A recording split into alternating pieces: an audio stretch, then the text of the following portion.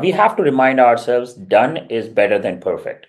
Put customer or prospect in the center of it and start somewhere. The magic is in the momentum, not in the mastery. So I think that would be one place where we as marketeers get it wrong. I have to have the perfect data, the perfect tool, the perfect everything before I launch this. No, start with ABM 0.2 instead of 2.0.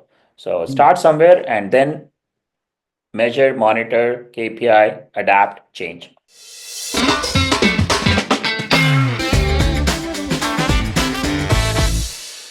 This is Ankur Sehgal. I'm the co-founder and CEO of Bamboo Box. You're listening to Unboxing ABM, where we discuss what makes ABM work. Today I have Varun Kohli with me. Varun currently is the CMO at Cequence Security and comes with more than 2 decades of experience across multiple enterprise businesses as well as fast-growing startups, where he has led marketing function over the last 2 decades. So welcome to Unboxing ABM. So Varun, how have you been? Thank you, Ankur. Always a pleasure. Been well. Thank you. In last 20 years, you have been part of 7 acquisitions. You have been part Wow. of companies which have been acquired 7 times over. What is this? What is the secret sauce here? It cannot happen by fluke. I'm sure you are doing something as a marketing head in these companies which is leading to such successful, large acquisitions, including I think one of them got acquired by Symantec. I worked at around 12 companies so far, and 11 out of 12 have exited in the form of M&A or IPOs in the range of $200 million to $10.7 billion. To answer your question, I wish I had that secret sauce. I'll tell you exactly do this and this is what's going to happen. I don't. I think it's all a matter of timing, looking at the companies, looking at the people, looking at the space. So those are the things that I look at and just do what I enjoy doing, which is marketing, and everything else is a byproduct. Well, I'm sure you've been too modest here. You have had fairly long stint in all of these companies, so I'm sure you did something as a marketer which led to some of this. But I think I'll try to find that answer through various other questions if you're not answering this directly. So, Varun, tell me, as in it has been a long marketing career and a very successful one, how have you evolved as a marketer? What has been your journey? Yeah, I think my journey started with being an engineer, and long time ago, one of the companies that was acquired, no one was there to present the solution. I started presenting the solution. 9 out of 10 people that I presented to bought the solution, and that's when the CMO comes to me and says, "Why don't you do product marketing?" And my response, "How do you spell that?" So I have no idea what you're talking about. So I said, I'll write code and I'll do product marketing as a failsafe for 6 months. And this conversation was 20 years ago. So I still do product marketing, and I still write code at times too. Wow. So that hasn't ended. How have I evolved or my approach has evolved? I would say is I started out like every other marketer, started out chasing leads. Over time, I realized it's not about the number of MQLs, it's about influencing the right conversations with the right people at the right time. So today, my approach is less about volume, more about velocity and value. So if I had to put it in one line, I think I've shifted from casting nets to crafting magnets. So I'm sure there would be some pieces while you have built the organization at Sequence, there would be certain things which you would have come in and said, this is something which I'm definitely not going to do, right? Which is one of that you have answered here that you decided not to cast a net. But anything apart from this, what you changed while you were building the organization? So something which you stopped doing. Earlier, startups had limited resources and you were supposed to do more with less. Now, that's a game in every company. Do more with less. How do you not do certain things? So, one advice for marketers is don't just worry about a to do list, actually create a not to do list. Hmm. That's more important than a to do list. And the not to do list would have things like what's not performing, and when you go from one company to the other, the goals are very important. You have to keep an eye on the goal while you're walking. If you just walk like this, you would have no idea where you're heading. So you actually have to keep an eye on the goal, and that goal changes based on the kind of company you are. I'll give you an example. We're semantic. Everyone knows semantic on the planet. So my goal is not awareness. My goal is more solution based marketing, more value based marketing. How does the integration work? Why should you go for the platform? That's what you're going for. Cequence, we are a platform for application and API security. We do have three products, not like Semantic 90 products. So we do have that platform, but it is best of breed. You might have a solution deployed. How do we replace that solution, make it better, give you a few other things? So that transformation of marketing from uh, talking only about solution to now talking about how best of breed is important.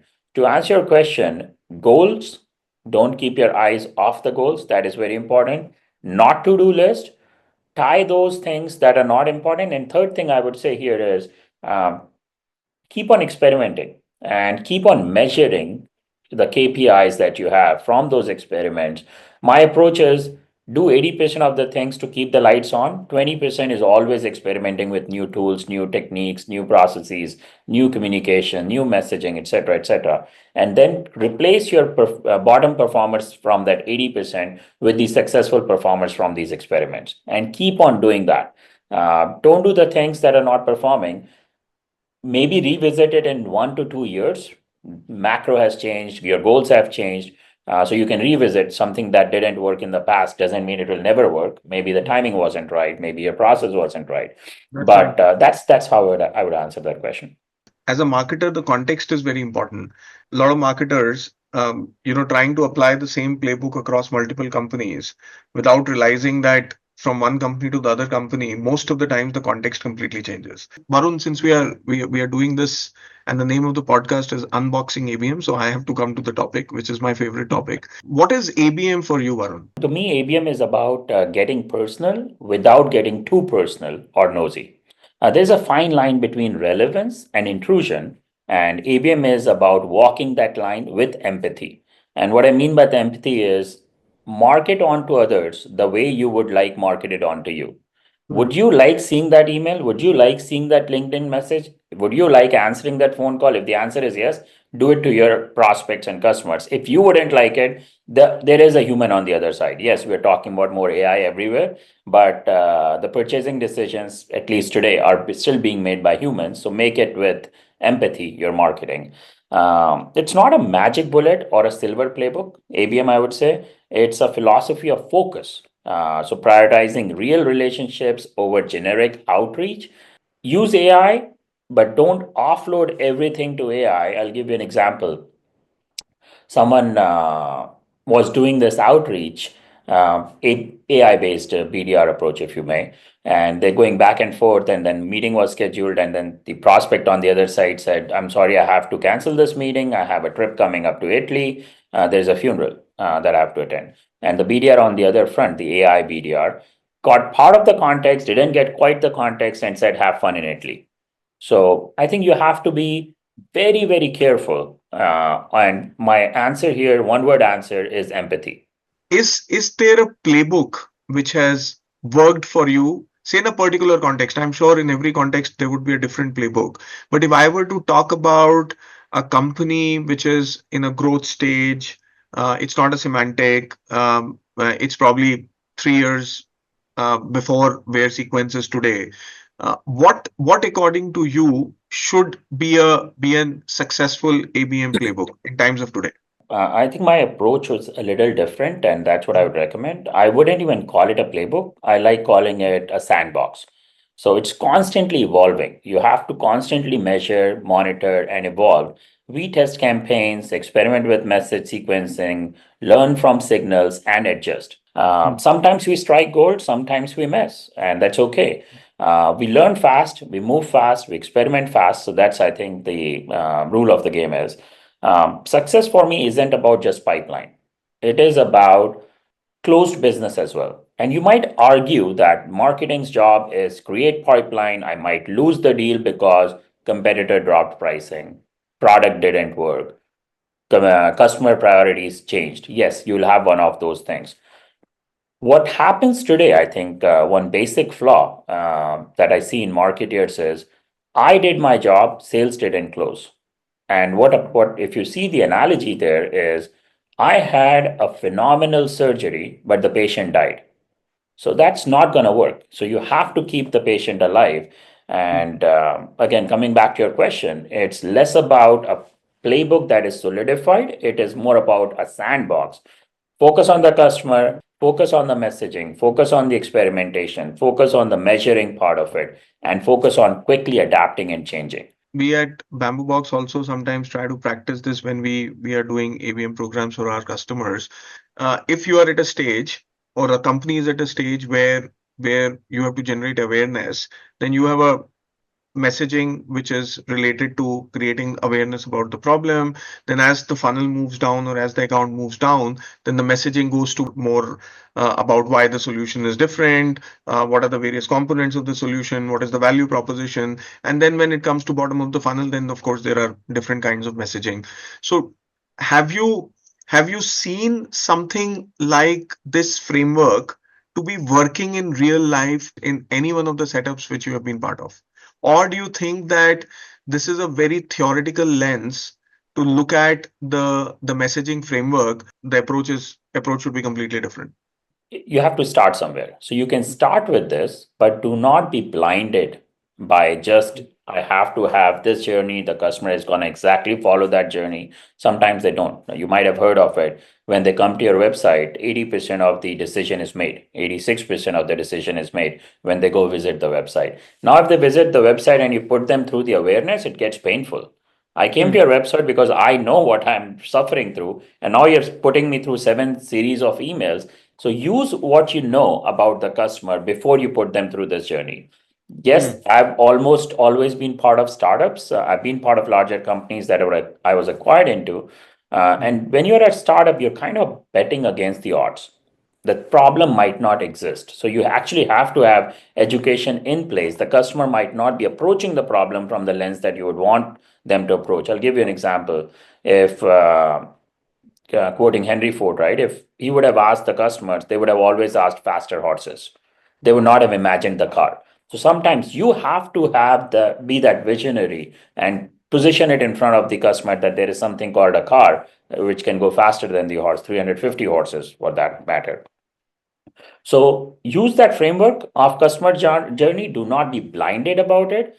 Be fed all the information that you can be about where the customer stands, and do not make them go through that. Put them in the place where they should be based on the intent, based on the signals, based on what you know about them. And then, if they are interacting with your system and processes in a way, use that intelligence and don't blindly put them in the second sequence. Take them to the fifth step if they really want to be in the fifth step. So that would be my answer to that. We often hear from marketers that ABM is a slightly long-term strategy, right? Uh, and if you were to take ABM as your core philosophy of generating pipeline, then as a marketing leader, you sometimes hit hurdles. Those hurdles could be in terms of stakeholders, it could be in terms of maybe the technology infrastructure which you have at hand, or it could be in terms of the resources which you are with in order to implement that particular vision. So anything you want to share with the audiences that you have had challenges while you were implementing ABM programs across your companies? Yeah, I think one of the biggest challenge that I see across other companies or the other peers that I speak with Mhm. is resisting the urge to over-engineer ABM. I think they try to make it perfect, and it's easy to get stuck in tooling, data perfection, chasing ideal account scores. You will always be doing that. So we have to remind ourselves done is better than perfect. So make that action, make that execution, start where you are, put customer or prospect in the center of it, and start somewhere. The magic is in the momentum, not in the mastery. So I think that would be one place where we as marketers get it wrong. I have to have the perfect data, the perfect tool, the perfect everything before I launch this. No, Start with ABM 0.2 instead of 2.0. So start somewhere and then measure, monitor, KPI, adapt, change. Do you think that there are short-term wins which you can showcase um, within the organization when you are on a mid to long-term ABM journey? And what are those short-term wins which has helped you to manage your stakeholders? It could be the CEO, it could be the sales fraternity, or it could be the board members, or what have you. I think what has helped me is data.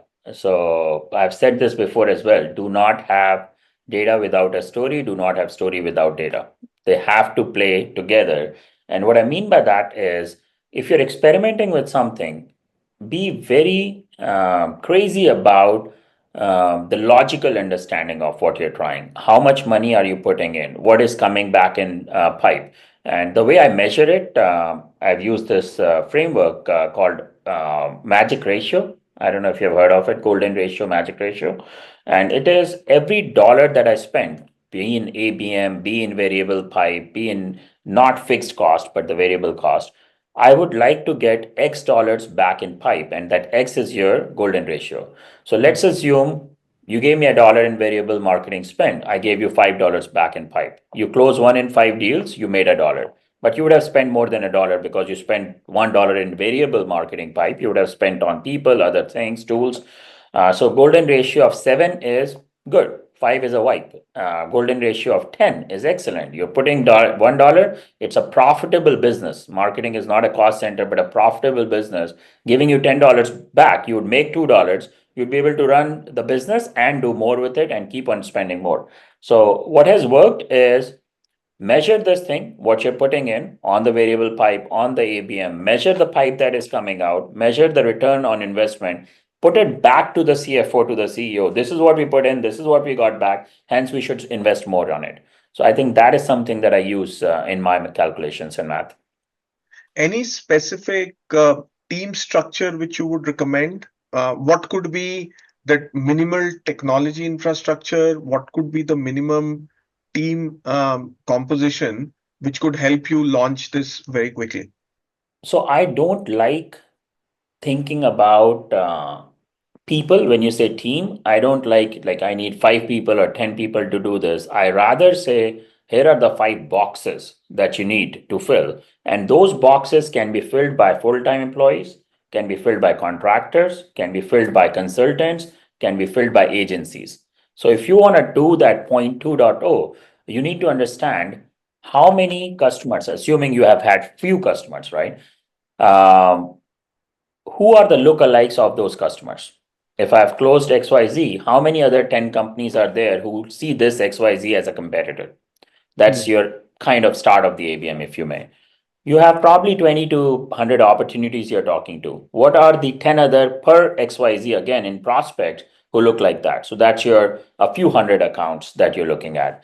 Now, who's making the purchase? It would probably be an ICP that you have defined, 4 or 5 people that you have. Who are the influencers? Who are the decision makers? Who's the economy buyer, economic buyer? And then you have now a database of a couple of thousand, 3,000 people who are somewhat likely to buy a solution that you're selling. So this workflow, you probably need a person or two, like a box or two, to create this. And now you have to start somewhere. So you don't always have to go spend $100,000 on an ABM.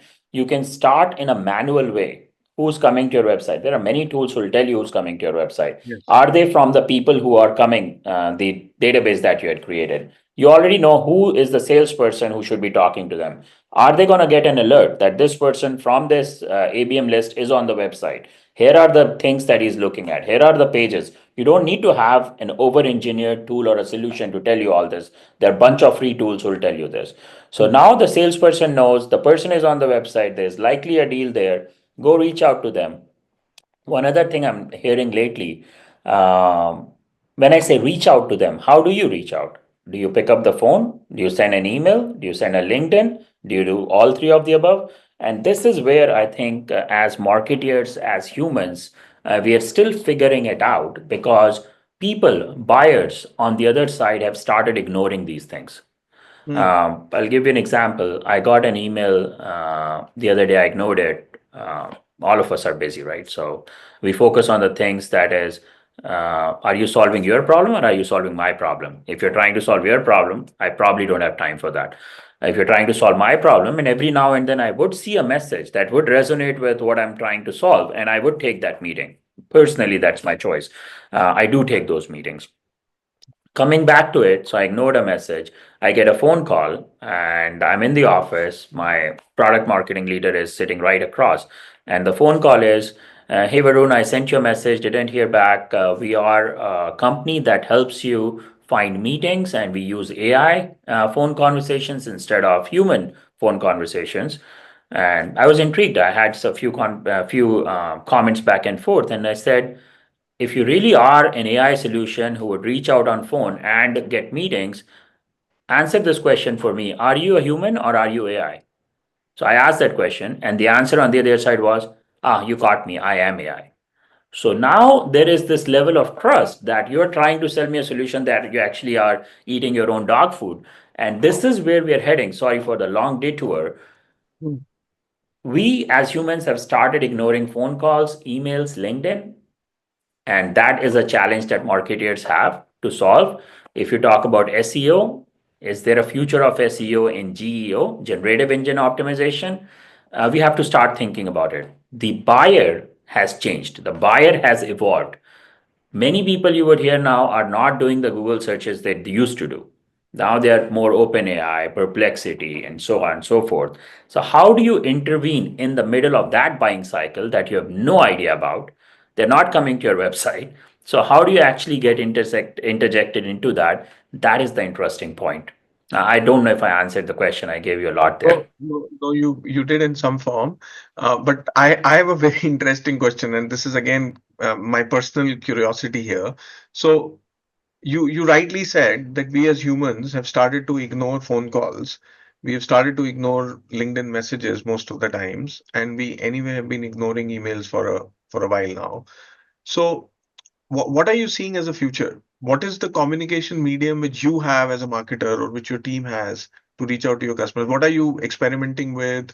What is the direction you are sandboxing with?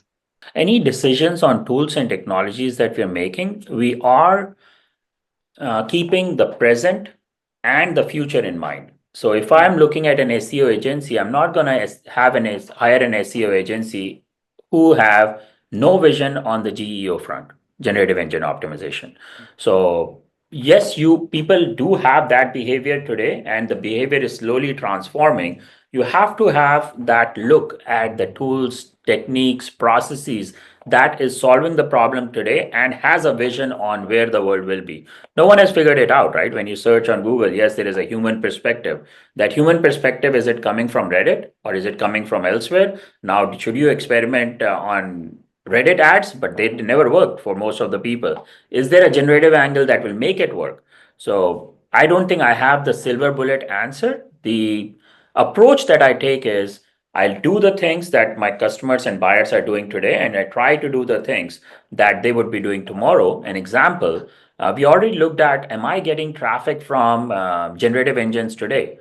The answer is yes. Has that changed week over week? In the last 8 to 11 weeks, it has gone up more than 400%. So now Wow. people are asking these generative engines, which is the best API security solution, which is the best bot management solution. We must have done something right. It is spitting out Cequence as the best solution, which is what's increasing the traffic. Is that significant traffic as compared to my overall tens of thousands of visits I'm getting on the website? No, it's smaller, but it is growing at thousands percentage more as compared to my SEO traffic or organic traffic. So this is the balance that you have to create as a marketer. Keep the lights on, do the things that your buyers and prospects are doing today, go experiment on the things that they're doing tomorrow as well. Any advice for companies and fellow marketers who are sitting on the fence thinking that ABM is something which is a very large fish to fry, and they perhaps are not ready for doing that, and hence they are continuing to do things in a very traditional manner where they continue to spend in a siloed manner on LinkedIn. They continue to send 10,000 emails. They continue to spend something on Google, something on SEO, but still not taking an overall signal specific um, intelligent approach or an integrated campaign approach, thinking that it is a very hard job to be done. Any last round of advice for our fellow marketers here? I think in simple terms, it's not hard. So if you try to find the investment for one or two people running ABM, Mm. one or two tools for ABM, then whole integration, and you'll start looking at it, oh, I don't have $500,000 to invest today. That is what is over engineering it. Mm. Doesn't have to be that hard. You don't have to go hire the person. You don't have to go hire the get the tool before you start doing all of this. There can be experimental approach, a quick and dirty approach. You can rely on agencies. You can rely on contractors. They would bring that tool set to you. They will bring that expertise to you. So I would say don't overthink the tech stack. Start with the alignment. ABM isn't a platform, it's a promise to understand your buyer better than everyone else, anyone else, your competitors, for example. If you Mm. really believe in your tool and solution, if you really believe this is the right tool set for the customer, you have to start speaking that language. You have to start behaving like that. And that behavior change based on what the prospect or the customer is doing or asking for is what's ABM to me. You said ABM is not a platform. ABM is a philosophy to understand your customer better than your competition or better than anyone else. And that's what ABM is. Very simply put. Varun, on that note, thank you so much for being here. Ladies and gentlemen, this was Varun Kohli, CMO at Cequence Security. Thank you so much for listening in and wait for more episodes here. Varun, once again, thank you.